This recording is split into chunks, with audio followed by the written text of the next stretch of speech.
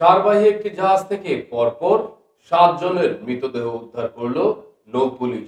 এর মধ্যে 5 জনকে মৃত অবস্থায় ও 2 জনকে আশঙ্কাজনক অবস্থায় হাসপাতালে নিয়ে গেলে কর্তব্যরত চিকিৎসক তাদেরকে মৃত ঘোষণা করে।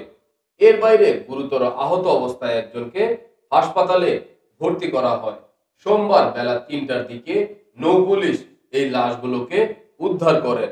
কিন্তু আমরা জানবো কি হয়েছিল সেই দিন শরীয়তপুর ও চাঁদপুরের মাঝে মেঘনা নদীতে, যেখানে 7 জনকে নৃশংসভাবে কুপিয়ে হত্যা করা হলো। চলুন জেনে আসি সেই লোমহর্ষক ঘটনা। সারবাহী একটি জাহাজ থেকে 7 জনের রক্তাক্ত দেহ উদ্ধার করেছে নৌ পুলিশ। এর মধ্যে 5 জনকে পাওয়া যায় মৃত অবস্থায়। 2 জনকে হাসপাতালে নেওয়া হলে চিকিৎসকেরা মৃত ঘোষণা করেন। এর বাইরে গুরুতর আহত একজনকে উদ্ধার করে হাসপাতালে পাঠানো হয়েছে।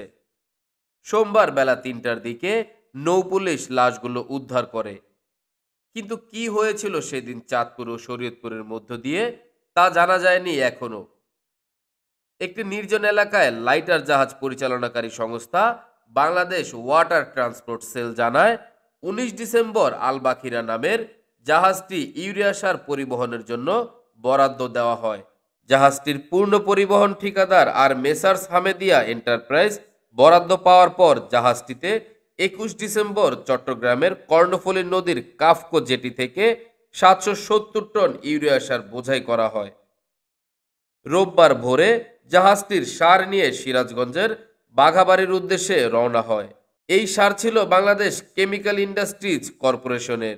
চট্টগ্রাম থেকে রওনা হওয়ার পর রোববার রাত 8:30টার দিকে জাহাজটির মাস্টারের সঙ্গে তার সর্বশেষ কথা হয়। তখন মাস্টার জানিয়েছিল মেঘনা নদীতে তারা জাহাজের বহরের মধ্যেই ছিলেন। তবে সকালে ভূত ফোনে যোগাযোগ করা হলেও কেউ সাড়া দেননি। তিনি বলেন, রোববার যোগাযোগ করে কাউকে না পেয়ে আমাদের আরেকটি জাহাজের নাবিকদের বিষয়টি জানাই। ওই জাহাজ এমবি আল বাখেরার কাছাকাছি ছিল। তারা আল বাখেরার কাছে যাওয়ার পর হত্যাকাণ্ডের বিষয়টি জানতে পারে। মুগনি 3 নামের জাহাজটি চট্টগ্রামের দিকে যাচ্ছিল। জাহাজটির চালক মোহাম্মদ বাচ্চু মিয়া বলেন, সেখানে গিয়ে আল বাখেরায় থাকা তার ভাতিজা জুয়েলকে ফোন করে কোনো সাড়া না পেয়ে মালিককে ফোন করলে মালিক জাহাজটিতে গিয়ে খোঁজ নেওয়ার কথা বলেন। বাচ্চু মিয়া আরো বলেন, এমবি আল বাখেরায় গিয়ে রক্তাক্ত অবস্থায় 5 জনকে পড়ে থাকতে দেখেন। আমাদের সুকানিয়া রবিউল তারা জীবিত ছিলেন না।